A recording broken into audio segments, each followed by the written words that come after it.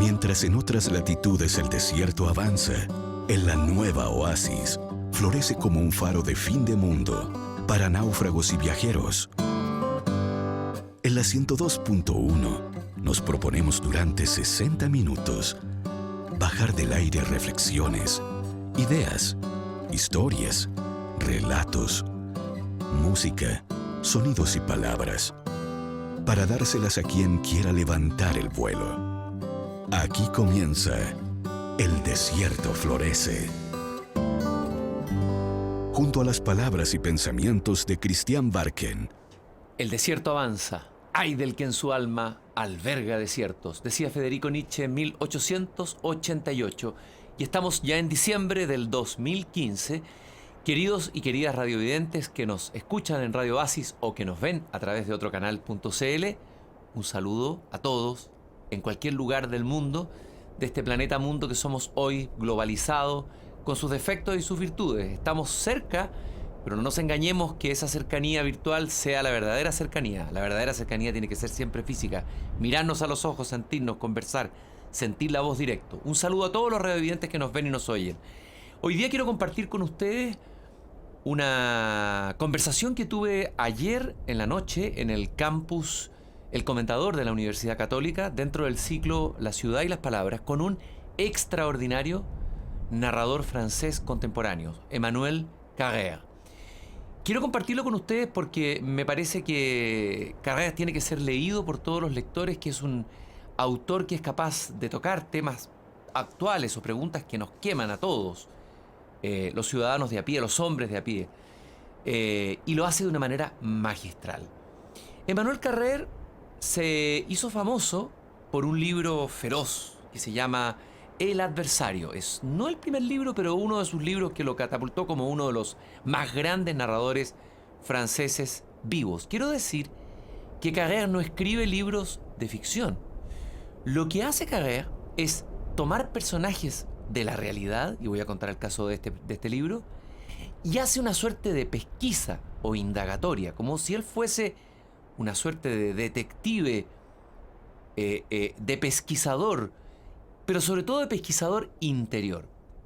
Y de ahí un seguimiento, y el libro es casi un documental de una realidad más que una ficción.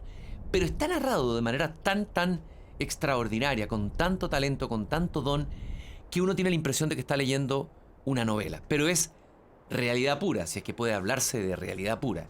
El libro El Adversario, por ejemplo, es un texto que parte de un hecho, de una crónica policial tremenda, de un hombre, un jefe de familia, un padre absolutamente normal, que se llamaba Jean-Claude Romand, que el 9 de enero de 1993 mató a su mujer, a sus niños, a sus padres.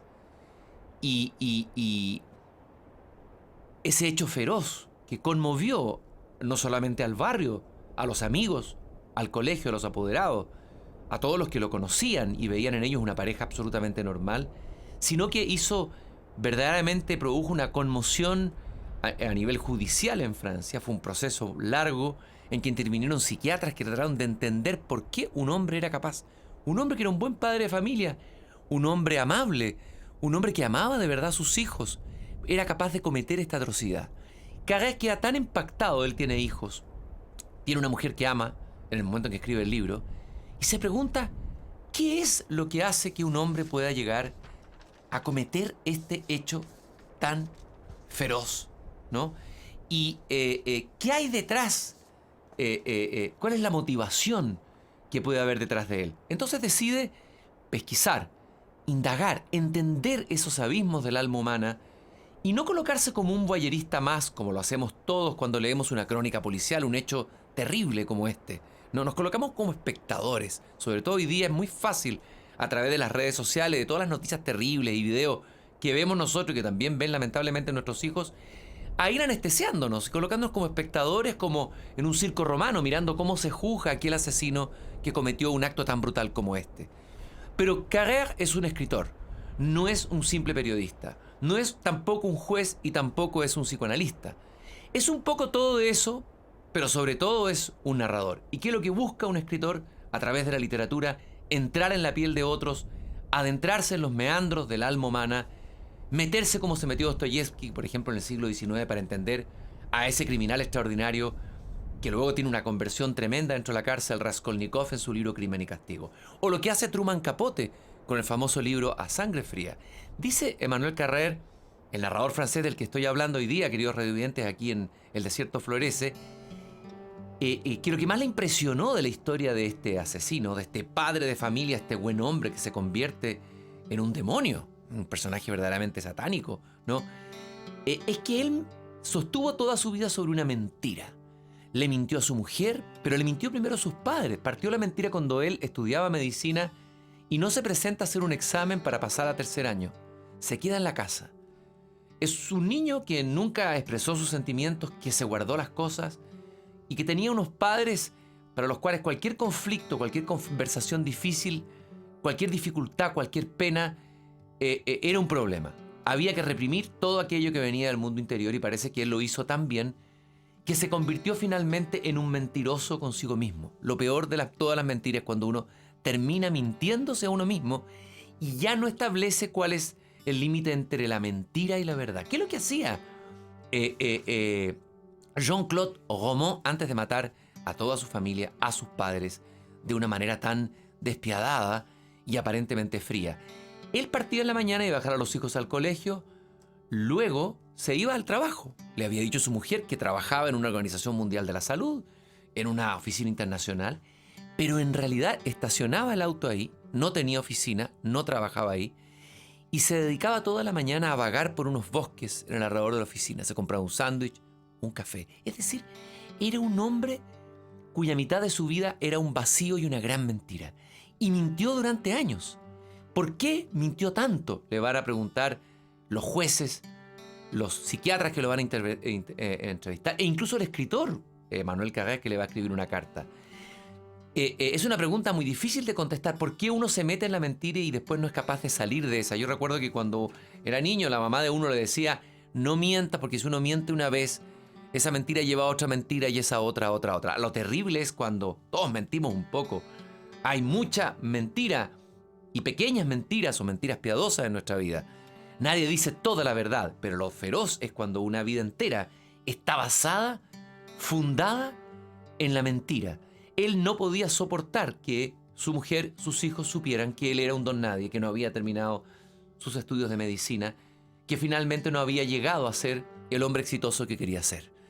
Y cuando se le precipitan todos esos acontecimientos, empiezan a develarse porque se va metiendo en enredos, se consigue dinero, va usando el dinero de sus familiares que se lo entregan pensando que él es funcionario internacional para colocarlo en unos bancos con grandes créditos, o sea, engaña a todos. Cuando empieza a abrirse la mentira y el engaño, él decide terminar con lo que quiere, porque no soporta que ellos vayan a sufrir al saber esa verdad y saber que toda su vida estaba fundada en la mentira. Es decir, asesina para evitar que ellos sufran. Es feroz, tremendo, impensado. Es un libro estremecedor, lo advierto de antemano, muy bien escrito, El adversario de Emmanuel Carrère. Y él parte preguntándose que lo que pasaba, él quería saber, dice Carrère al escribir este libro, ¿qué pasaba en la cabeza de Jean-Claude Romand, este asesino prácticamente en serie, durante esos días que se supone que estaba en su trabajo? Esos días en los que no pasaba nada. Como uno primero lo quiso, que se creyó creer que había traficado armas o estaba metido en secretos industriales. Nada, no. No, él simplemente paseaba por los bosques, se perdía solo en los bosques del Jura, que es una zona ahí en Francia. Así parte esta indagatoria, esta pesquisa de este grandísimo escritor Emmanuel Carrère, con el que estuvimos ayer en la Ciudad de las Palabras. Entre las preguntas que yo le hice a Emmanuel Carrère ayer, conversando con él, y vamos a ir mostrando más libros de este notable narrador, le pregunté, en el fondo, ¿qué significa esto de meterse en la piel de otros? Esto de indagar en vidas ajenas, esto de buscar y pesquisar personajes que a veces son terroríficos como este, o fascinantes como Philip Dick, del que voy a hablar después, sobre el cual también escribió Carrère un libro. Y esto fue lo que me contestó Emmanuel Carrère ayer en el ciclo La Ciudad de las Palabras, organizado por la Escuela de Arquitectura de la Universidad Católica. C'est pareil, c'est-à-dire que c'est comme si on cherchait à la fois quelque chose qui est complètement extérieur à soi. Es como si uno buscase una cosa completamente exterior a uno. justement une sorte de tension juste entre ces deux choses. Es como si uno fuera a encontrar una tensión entre lo de adentro de uno y lo de afuera que está buscando en el otro. Qui peuvent pousser à écrire des livres. ¿Qué es lo que le empuja a uno a escribir un libro? Une d'entre elles, en tout cas celle qui pour moi est la plus Para mí la forte, más importante motivación de escribir un c'est que libro nous sommes tous complètement assignés a notre Todos personne, hemos à sido notre vie, asignados a notre identité. a ser lo que somos, una identidad, una persona. En l'occurrence, il se trouve que nous sommes, je suis un homme, Yo soy un hombre, femme, que je suis né o soy mujer, en France, o nací en plutôt Francia, au Chili, o nací ailleurs, en Chile, que je Chile, suis donde à un sea. certain moment Estoy dans limitado une a esa identidad. classe sociale avec un certain nombre de, un très grand nombre de déterminismes. Tengo mucho determinismo en mi vida, todos lo On a tenemos. accès à l'expérience humaine dans un tout petit périmètre. Très Hemos sido limité, confinados en la vida a un pequeño perímetro de vida, très limité. muy limitado. Alors, on est Entonces, une des choses qui font qu'on a envie, por eso que uno tiene ganas, c'est qu'on a envie de savoir, de uno s'approcher quiere saber, de aproximarse. ce que c'est que l'expérience humaine. ¿Qué es la experiencia Dans humana de d'autres los otros? conditions, si on était quelqu'un d'autre, Si on uno était pudiera ser quelqu'un otro qui était, por un tiempo, né, avait grandi dans des circonstances et avec des déterminations tout à fait différentes. conocer la vida de alguien que nació con otras determinaciones, en otra realidad. De s'approcher de personnes. Entonces uno Pour ma part, ça intenta pouvait être aproximarse a otras quelqu'un personas qui pouvait distintas. être Por mí, de mi parte, yo me aproximé, me interesé, por ejemplo, un criminel, en ça la pouvait vida de un être criminal, d'un aventurier, pero también la vida de un aventurero como comme Limonov, que es uno de sus libros, d'un mystique aussi de un flamboyant místico tan que Saint Paul, extraordinario como San Pablo, d'un écrivain fortement paranoïaque, y de un escritor un poco paranoico como Philip Dick.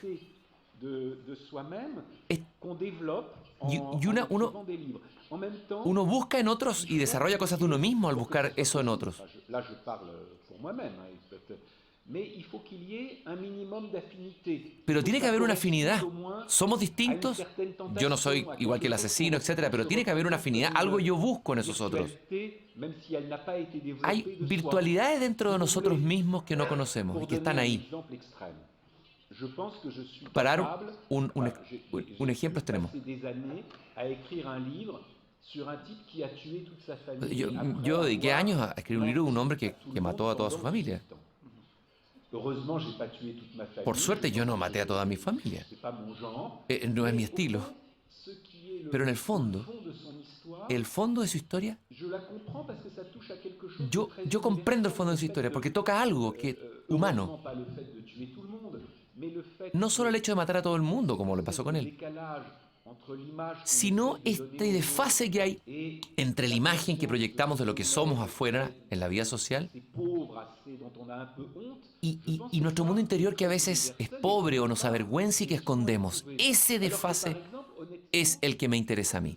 Es muy interesante lo que dice Carrier. Esto me recuerda una frase de Antonio Tabucchi que comentamos en algún programa anterior sobre el poeta Fernando Pessoa, que cada uno de nosotros es un baúl lleno de gente, ¿no? Acuérdese usted que Fernando Pessoa es un poeta que inventó muchos heterónimos y cada uno era distinto, tenía distintas personalidades. ¿Era esquizofrénico Pessoa? No, era un escritor. Un escritor siempre es un poco esquizofrénico, siempre tiene que vivir la vida de otro.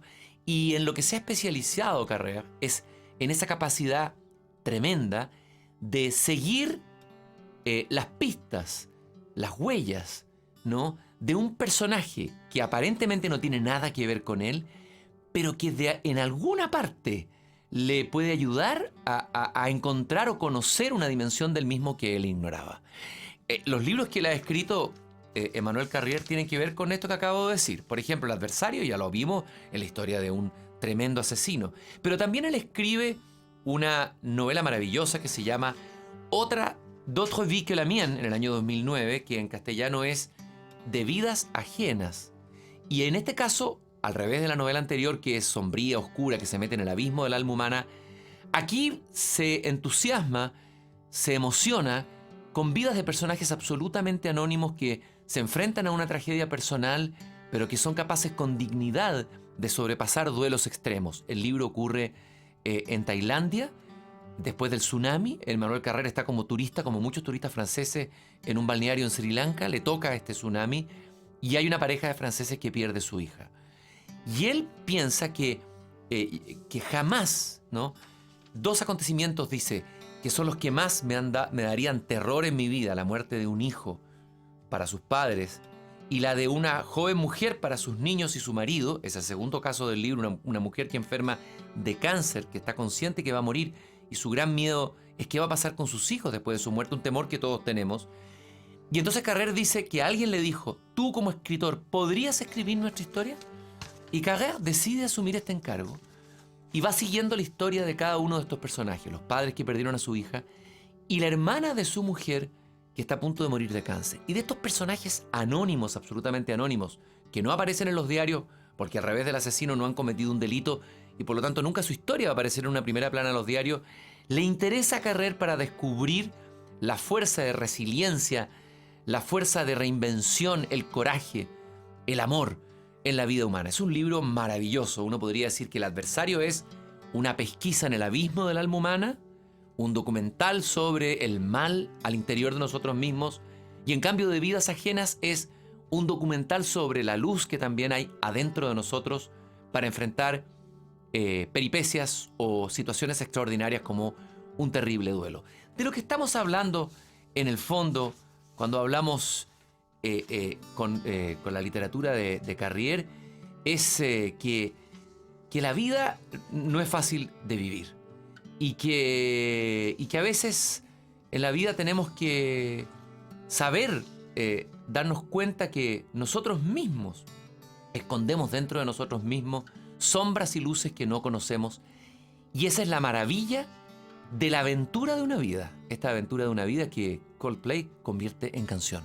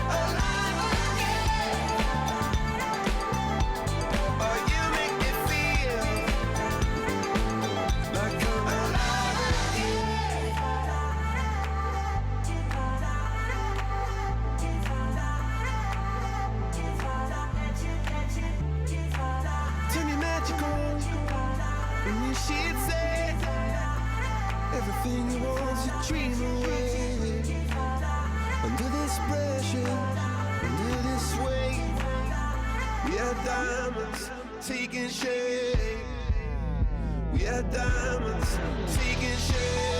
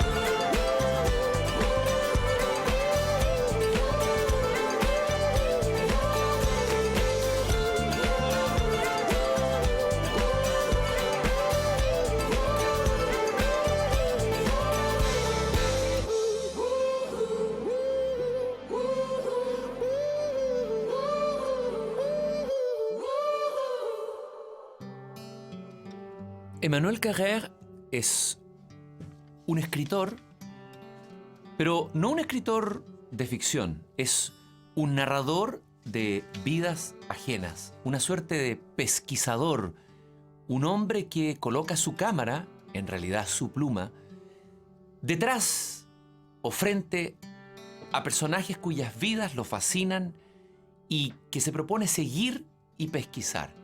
Él partió, por ejemplo, interesándose en uno de sus primeros libros por un escritor delirante, un escritor de ciencia ficción norteamericano que padeció delirios paranoicos y también visiones místicas. Es el famoso autor del libro que inspiró la película Blade Runner, un clásico de la ciencia ficción. Me refiero a Philip Dick. Emmanuel Carrère escribe esta biografía interesantísima en que intenta entender el psiquismo atormentado y al mismo tiempo brillante y creativo de Philip Dick. De este niño, que era un niño como todos los niños, pero que de pronto, frente a sus padres y a los que lo conocían, fue mostrando que tenía un talento especial para escribir, para imaginarse mundos, pero también dificultades psiquiátricas, problemas psíquicos potentes. La gran pregunta que uno se hace leyendo el libro de Philip Dick es y la pregunta que se hacía él mismo es, ¿de verdad lo que me ocurre, las visiones que tengo, lo que me imagino, los éxtasis que tengo, son parte de una psicosis paranoica o son de verdad una experiencia mística? Es una pregunta que de alguna manera va a atormentar a Philip Dick. También la pregunta que se hizo siempre, que es, ¿quién sabe lo que es verdaderamente real dentro de la realidad? Decía Philip Dick, ¿quién de nosotros puede probar, por ejemplo, que Alemania y Japón no ganaron la guerra, que vivimos en la Tierra, que somos hombres y que no estamos muertos? Uno cuando lee los libros de Philip Dick queda temblando al final, dice, a ver, se empieza a cuestionar realmente esta realidad que aceptamos como realidad. ¿Es de verdad realidad?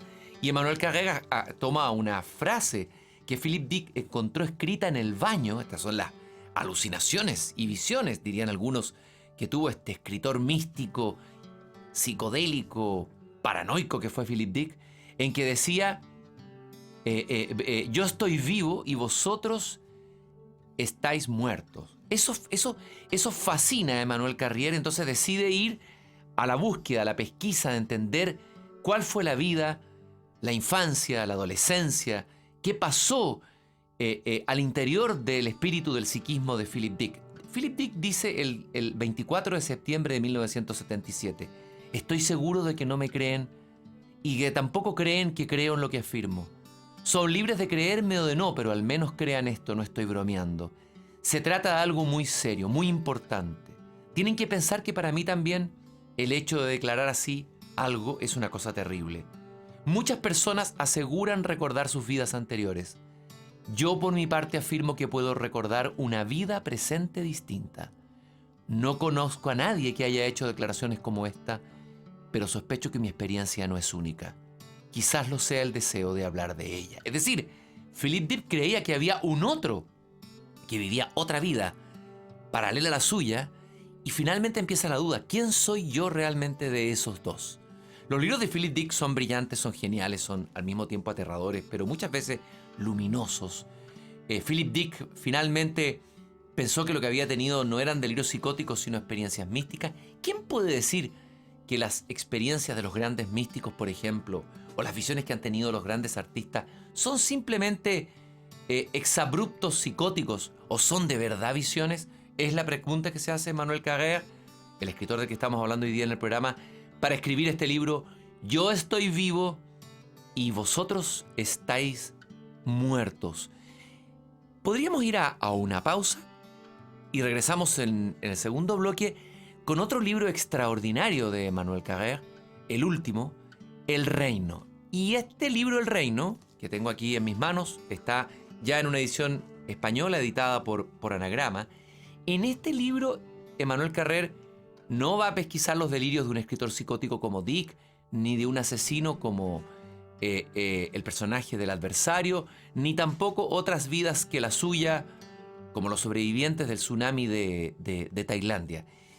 Va a indagar sobre algo que le ocurrió a él mismo años atrás. Carrer tuvo una súbita conversión después de una crisis personal muy grande al cristianismo. Súbita, violenta, se convirtió en un cristiano convencido. Pero luego perdió esa fe con el curso de los años. Y revisando unas cajas en una mudanza, se encuentra con unos cuadernos en donde él contaba así una bitácora de esa súbita conversión al cristianismo. Inesperada en un hombre completamente agnóstico como era él. Y él se pregunta, ¿qué me pasó? ¿Qué pito me fumé? Entonces, ¿por qué tuve esta conversión? ¿Por qué creí todo esto? Y se pregunta, ¿tener fe es un acto delirante? ¿Es una ilusión generada por el inconsciente para anestesiar la vida, para darle un sentido? ¿O hay una verdad detrás de eso? ¿Qué hay detrás de lo que tienen fe? Y se pregunta, bueno, si es un delirio psicótico, significa que toda nuestra civilización está fundada sobre un delirio psicótico, puesto que es una civilización fundada en una religión cuya figura central es Cristo, que se decía hijo de Dios y se decía él mismo la verdad. Si alguien saliera hoy día en las calles diciendo yo soy la verdad, yo soy el Mesías, ¿qué diríamos de él? Es un loco. Y la gente que lo sigue es una secta, ¿no? Entonces Carrier dice, no voy a indagar solamente sobre lo que me pasó a mí, quiero entender cómo empezó el cristianismo. ¿Quién era Pablo? ¿Era una especie de Philip Dick místico? ¿Era un psicopático?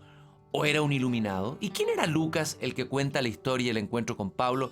Y ahí con él vamos a iniciar un viaje alucinante a los orígenes del cristianismo. Vamos a hacer una pausa y volvemos con Emmanuel Carrère, un escritor que está estos días en Chile. Debe estar ya casi tomando el avión. Si nos escucha, lo saludamos si está en el hotel. Estuvimos conversando con él anoche en el ciclo La Ciudad de las Palabras, organizada por la Escuela de Arquitectura de la Universidad Católica. Oasis, junto a Christian Barken. Queridos y queridas radiovidentes, muchas gracias por los que nos están escribiendo a nuestro Twitter, los que entran a otrocanal.cl y no solo nos oyen, sino que también nos ven, porque este es un programa para ver al mismo tiempo que para escuchar. Una primera mensaje que nos llega estamos hablando en este programa del gran escritor francés Emmanuel Carrère, quien está de visita, una visita muy fugaz por Chile, invitado en el ciclo La Ciudad de las Palabras. Estuvimos conversando con él anoche en una extraordinaria conversación. Es un narrador notable que ha conquistado primero al público francés unánimemente. Es de esos escritores que tienen el maravilloso talento de tomar al lector de la mano o de la solapa, agarrarlo y no soltarlo desde las primeras páginas hasta el final. Ese talento lo tienen muy pocos narradores. Por supuesto que eso despierta la envidia de otros que no tienen ese talento. Pero no es solo el talento de contar historias entretenidas. Hay una profundidad en los temas abordados por Carrère. Y eso es lo que hace que sus libros sean, por un lado, muy asequibles a cualquier lector de buena voluntad que quiera adentrarse en la vida de los otros, porque esa es la obsesión de Carrère.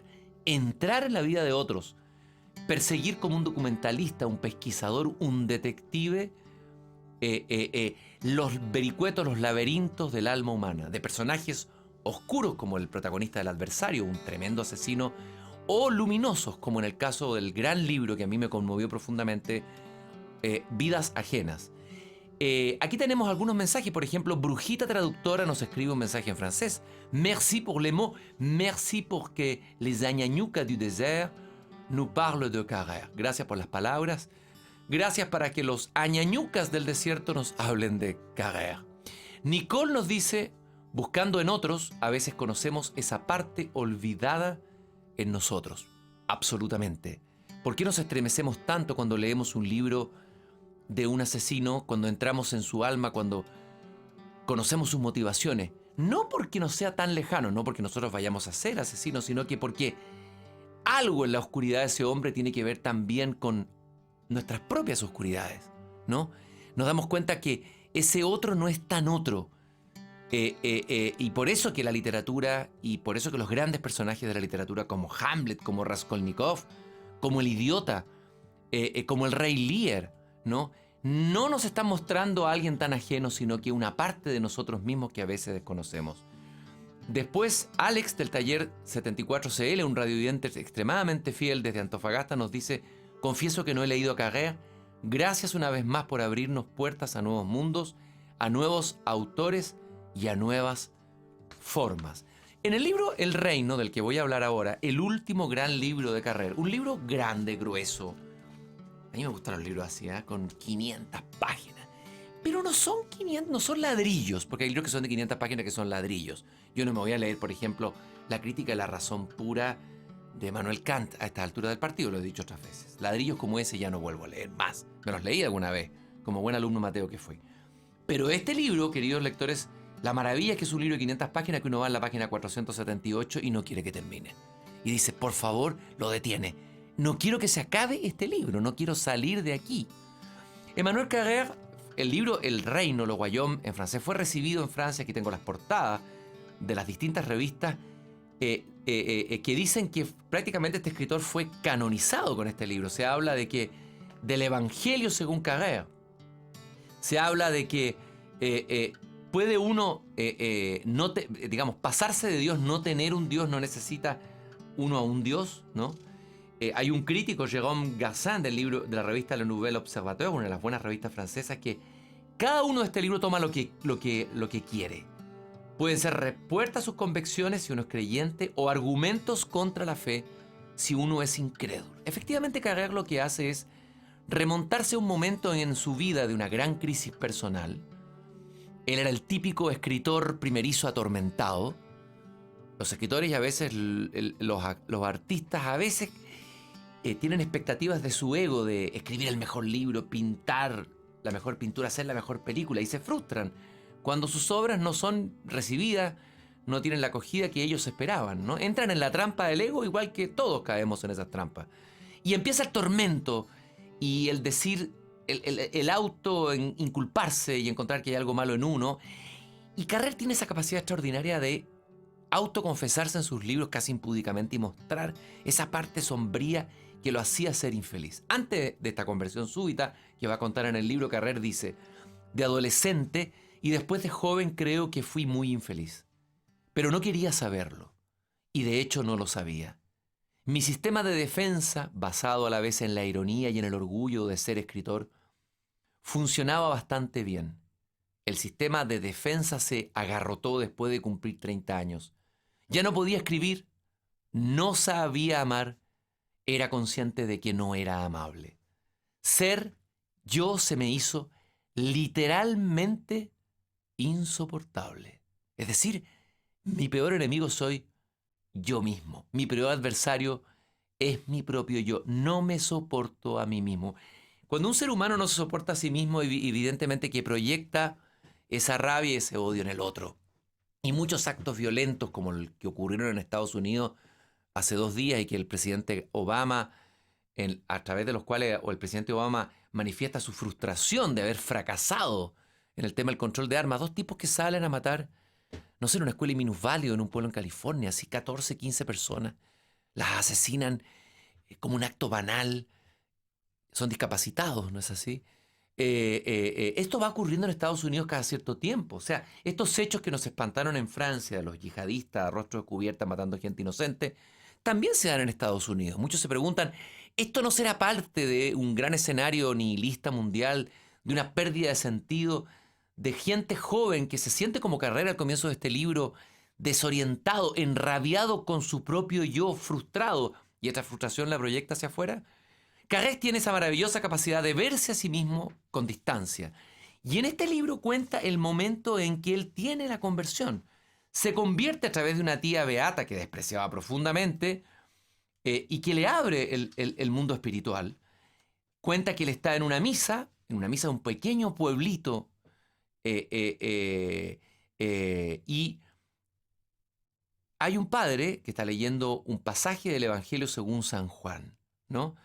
Y la historia cuenta, ocurre después de la muerte de Jesús. Pedro y sus compañeros han reanudado su oficio de pescadores en el lago Tiberíades, están desalentados, la gran aventura de su vida ha acabado mal y hasta su recuerdo se empaña. Han lanzado las redes durante toda la noche pero no han pescado nada. Desde la orilla al alba alguien les llama: muchachos, ¿No habéis pescado? No. Echad la red a la derecha de la barca y encontraréis peces. La lanzan. Tuvieron que recuperar la red entre 3 dada la abundancia de peces. «Es el Señor», murmura el discípulo a quien Jesús amaba, el que había escrito el Evangelio. «Es el Señor», repite Pedro, pasmado. Y hasta entonces, dice Carrier, algo encantador, algo que podría haber hecho Buster Keaton. Se coloca la túnica, pues estaba desnudo, salta al agua vestido para reunirse con Jesús en la orilla y Jesús les dice: venid a comer. Asan unos peces, los comen con pan. Ninguno de los discípulos, dice el Evangelio, se atrevía a preguntarle: ¿quién eres tú?, sabiendo que era el Señor. 3 veces pregunta a Jesús a Pedro si lo ama.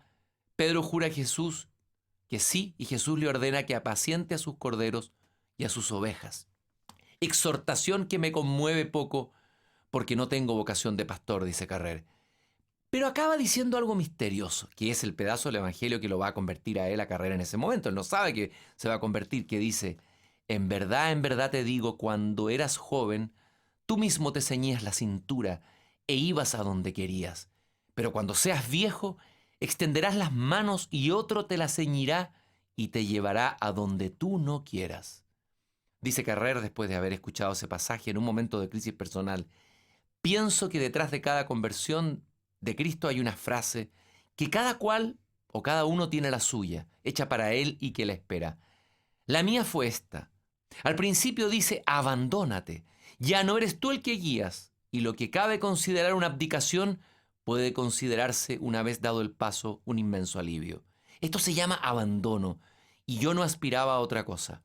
Pero añade: eso a lo que te abandonas, aquel al que te abandonas, te llevará a donde no querías ir. Esta parte de la frase era la que se me dirigía más personalmente. No la entendí bien, ¿quién podría entenderla? Pero tuve una certeza oscura de que iba destinada a mí. Era lo que yo más quería en el mundo, que me condujeran a donde no quería ir, confiesa Emmanuel Carrier. Es decir, en el fondo, creer en algo. Como Eric Clapton, que dice creer en la vida.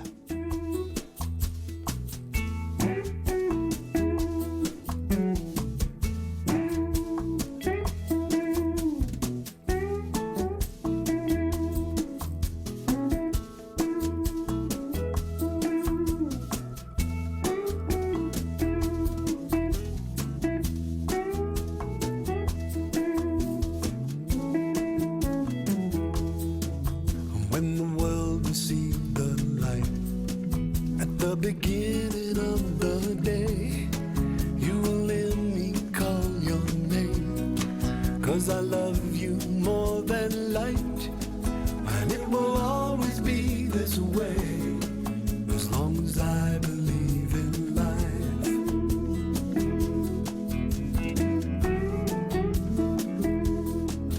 When the morning comes too soon and I'm still without your love, you will hear me call your name, 'cause I love you more than light, and it will always be this way, as long as I believe in life.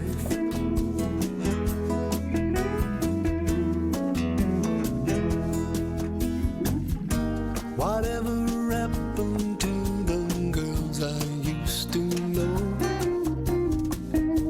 Whatever happened to the places that we go, when we were running in and out of time, but all the time we still believed in life.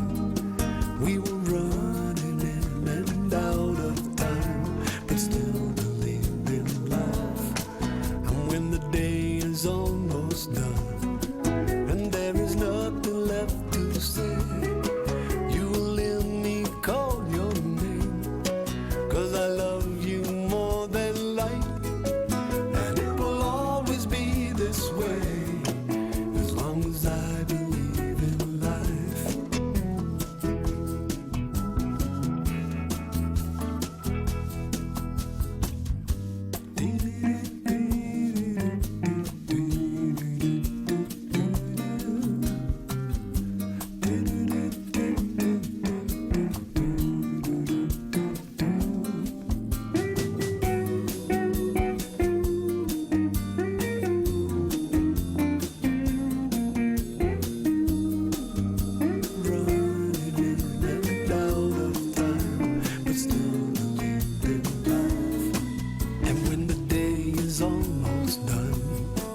and there is nothing left to say.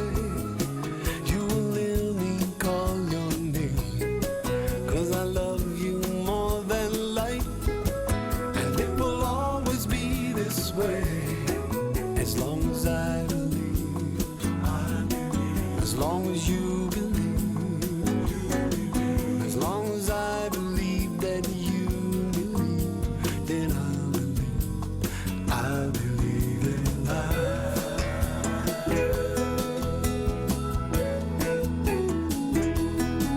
As long as I believe that you believe, then I believe in life.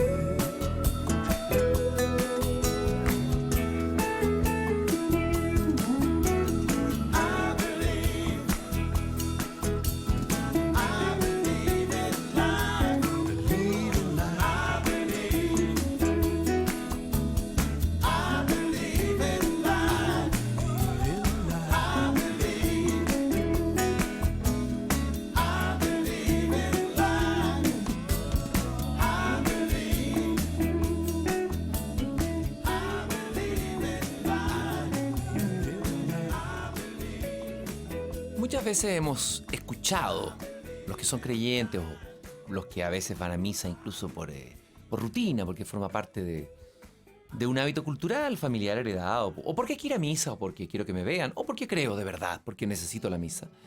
De cualquier confesión que sea cristiana, hemos escuchado pedazos de las cartas de Pablo de Tarso, las cartas a los Corintios, también hemos escuchado fragmentos del famoso Evangelio de Lucas. Y algo sabemos vagamente, sobre todo el pueblo católico, que es un pueblo, yo diría, con mucho respeto, mucho menos, digamos, versado en los detalles de la Biblia y del Nuevo Testamento que el mundo protestante, donde el texto del libro es muy importante. Pero sabemos tan poco de quién fue ese personaje, Pablo de Tarso, y quién fue Lucas, quiénes fueron los primeros evangelistas. Emmanuel Carrer, que hoy es un agnóstico si no significa que sea ateo, hay que hacer la distinción. El agnóstico es el que ante el dilema de creer o no creer se abstiene y dice no sé. Puede ser perfectamente posible que exista Dios, puede que no exista. Ese es el agnóstico, de gnosis, no de saber. Se abstiene, me abstengo. No sé si es fiable creer o no creer. El ateo es el que declara que no cree. En el fondo es un creyente. Cree que Dios no existe. Y el creyente es el que cree que Dios existe. Estamos entrampados y atrapados en esta pregunta. Algo tendrá de importancia esta pregunta como para que siga siendo una pregunta todavía válida y vigente incluso en nuestro tiempo en que las religiones se han, digamos, desmoronado, han sufrido crisis importantísimas. El ejemplo más claro es que tenemos a miles de jóvenes europeos abrazando una religión muchas veces foránea para ellos como el islamismo.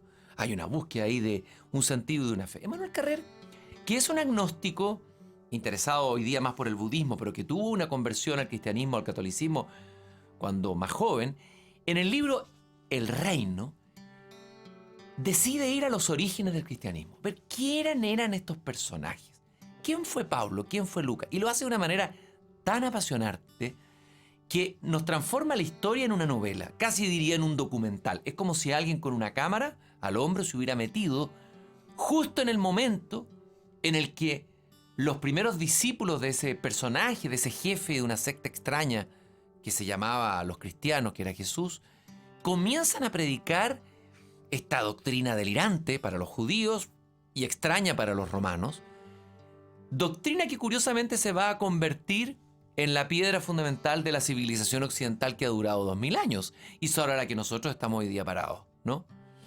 Entonces por eso, porque para los romanos esto era una secta marginal, el cristianismo.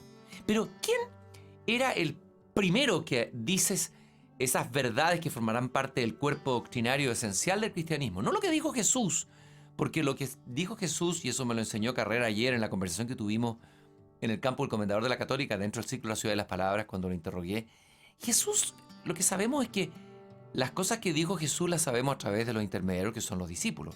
En realidad los evangelistas, que son como una suerte de periodistas, muy buenos cronistas, pero que en sus crónicas metían muchas veces parte de su propia subjetividad o porque tenían que querer transmitir un mensaje a gente que recién estaba conociendo el mensaje. es muy difícil decir realmente qué fue lo que dijo Jesús. Carrer hace el milagro de concentrarlo en 5 o 6 páginas,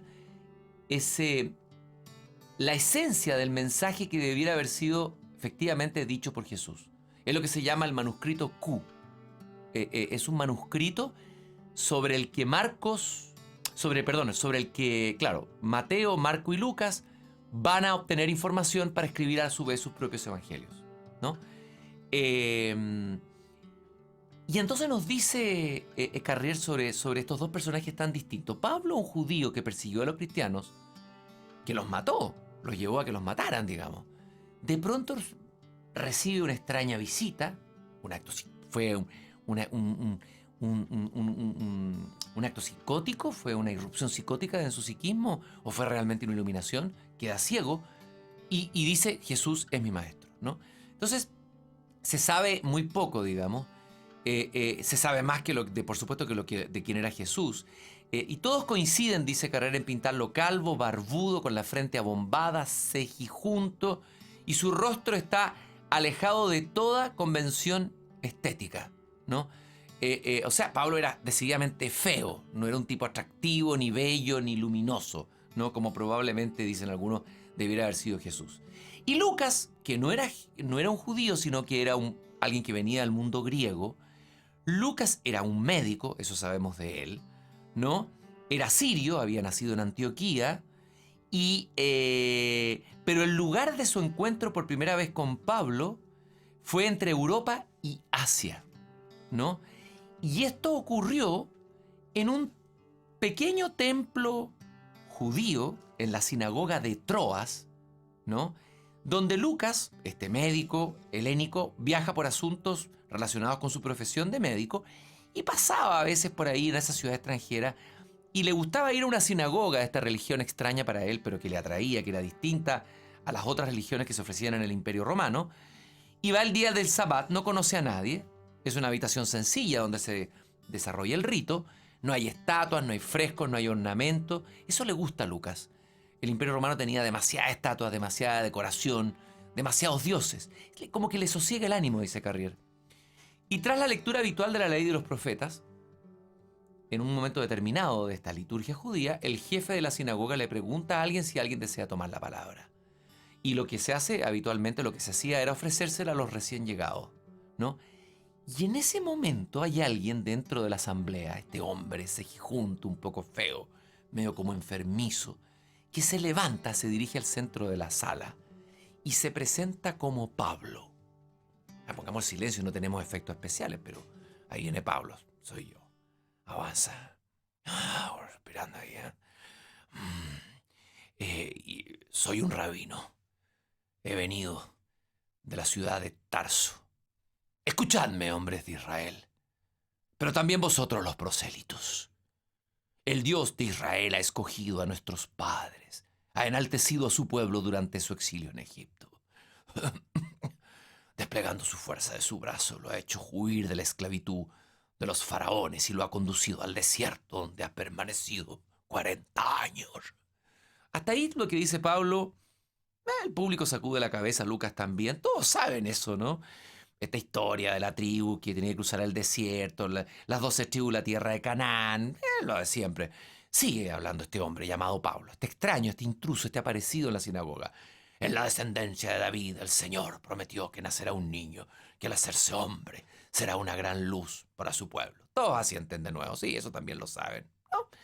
Sigue hablando y en un momento dice el orador, este extraño personaje, un poco disruptivo, un poco feo, un poco molesto, pero todos lo escuchan. Ahora, hombres de Israel, escuchad bien. Sabed que Dios ha cumplido su promesa. Sabed que le ha dado a su pueblo el Salvador que esperaba y que ese Salvador se llama Jesús. En ese momento Pablo hace una pausa y pasea la mirada al auditorio y la gente no puede creer lo que está escuchando. No hay nada insólito en esto de evocar a un Salvador que vendrá algún día a recompensar a los buenos. Es el Mesías, ¿no? Pero que diga que no es que haya venido, no es que va a venir, sino que ya ha venido, ya llegó, es lo que deja la escoba al interior de esa sinagoga. ¡Oh, shalom! Empiezan a gritar todos los miembros dijeron, Shalom, Jehová, Yavesh, casi como que lo echan, ¿no? Y además empieza a contar que lo crucificaron. Ser crucificado en esa época era para pedófilos, para asesinos. ¡Crucificado! ¡Qué horror! Y además dice que lo sepultaron y que resucitó. Un loco. Este es un loco, es un delirante. Y Lucas, que está ahí como médico griego, contemplando esta historia en la sinagoga, decide conocer a este loco, quiere saber más de él. ¿Por qué está contando esta historia? Si es un delirio. Lo espera a la salida del templo y ahí comienza la historia del cristianismo. En esta escena que acabo de contar. Un loco, delirante, psicótico para los judíos, feo, mala pinta, que se junta con un griego, un Lucas, un hombre muy tranquilo, muy moderado, y cuyas conversaciones en unas tabernas ahí en Asia Menor van a dar origen a la religión sobre la que se funda la civilización occidental. En este libro El Reino, Emmanuel Carrère sigue la pista de los dos personajes, de Pablo y de Lucas. Y yo le hice una pregunta a Carrère. Le dije, hoy día estamos viviendo, los franceses acaban de vivir una tragedia espantosa, justamente por una fe delirante, como le debe haber sido el cristianismo en su origen. Se están matando a personas, acaban de ocurrir esos atentados flagrantes en la ciudad de París. De alguna manera uno podría decir que son personas como Pablo los que fanatizan las religiones y los que desencadenan, porque en realidad el mensaje de Pablo no es el mismo mensaje de Jesús, digamos. El mensaje de Jesús es un mensaje mucho más simple, una sabiduría esencial. Pablo agrega otras cosas delirantes para ese tiempo, obviamente. Para la gente de hoy es dogma de fe. Entonces, él me contestó algo que me pareció muy interesante. Me dijo, ojalá que pudiera surgir alguien como un organizador del Islam que fuera una especie de Pablo del Islam. Esa sería la salvación de Europa. Escuchemos la respuesta que me dio anoche Emmanuel Carrère en esta conversación en el ciclo La Ciudad de las Palabras. On est là à attendre, à tous dire, ça serait formidable. Sería formidable que hubiera un Islam de las luces moderno, sería estupendo. Pero parece que no va por ese lado el desarrollo del Islam, por lo que estamos viendo. El hecho. Voy a decir algo escandaloso. En el tiempo del Imperio Romano, en el tiempo que apareció el cristianismo, los romanos cultos, que estaban muy apegados a su civilización, era una civilización laica en el fondo de la civilización romana.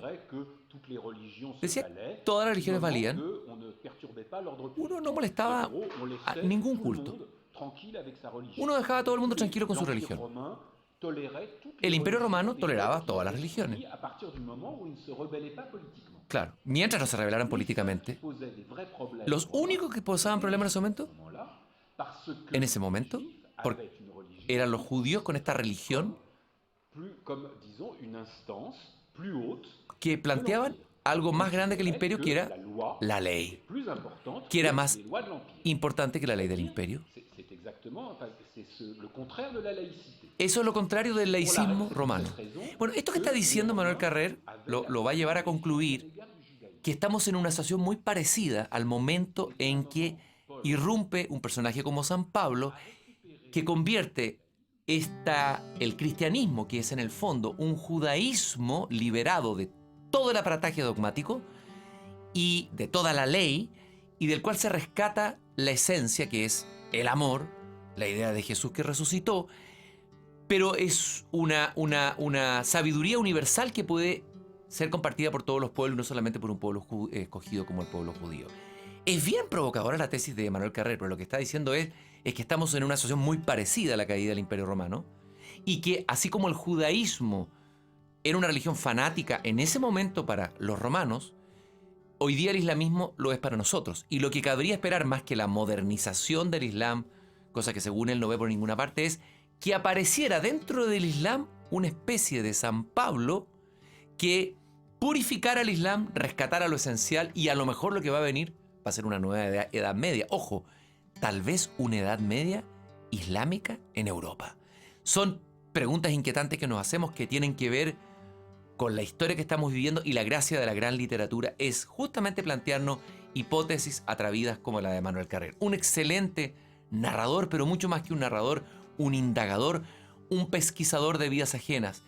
Investigó la vida de Philip Dick, este psicótico, paranoico, iluminado y místico, autor de ciencia ficción, pero también la vida de un asesino en serie, el adversario, entró en su abismo, las vidas ajenas de parejas que viviendo un duelo extremo como la muerte del hijo y la muerte de la mujer son capaces de reconstruir sus vidas, y la vida de Pablo y de Lucas, los iniciadores del cristianismo. Los invito a que recorran esos libros, los busquen, se apasionen por estos temas y nos hagan pensar tal vez que en otras vidas encontremos claves para nuestra propia vida. Muchas gracias por haberme acompañado en El Desierto Florece. Nos encontramos la próxima semana de nuevo en este oasis de palabras e imágenes. Muchas gracias. En 7 días más, Christian Barken nos invitará nuevamente a escuchar y mirar el mundo con otros ojos para seguir caminando ligeros de equipaje. El Desierto Florece vuelve el próximo jueves a las 11 de la mañana y en repetición todos los domingos a la misma hora. A la nueva Oasis 102.1. Vive hoy.